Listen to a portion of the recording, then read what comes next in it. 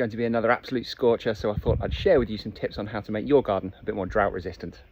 Look at the difference between the healthy bits and the dry bits of my lawn. It's clover.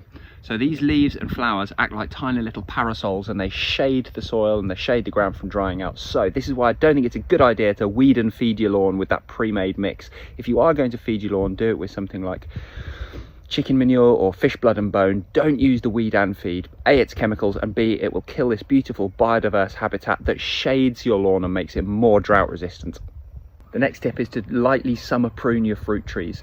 Any summer pruning you do restricts vigor, but it also reduces transpiration, which is essentially plant sweat. If you look closely at your apples, if you've got some that are going slightly dimply like this one, that's an indication that the tree's suffering from water stress. So I'm going to reduce that with a bit of light summer pruning. Now I've summer pruned this, I'm going to give it a really good drink from the watering can, which has come from the water butt, but I'm going to do it really deeply. I'm going to give it a good 10 litres. If you water shallow at this time of year, it just encourages the plant to have shallow surface roots, which makes it very susceptible to drought. So the deeper you water, the more it encourages deep rooting, which makes it more resilient in future droughts.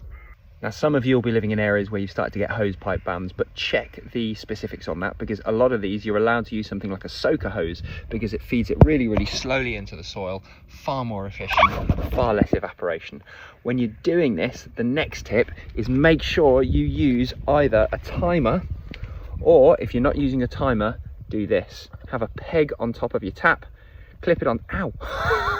Clip it on your shirt, and then when someone says, "Why have you got a peg on your shirt?" then you'll remember that you left the hose pipe on, because it's such a waste of water if you do that.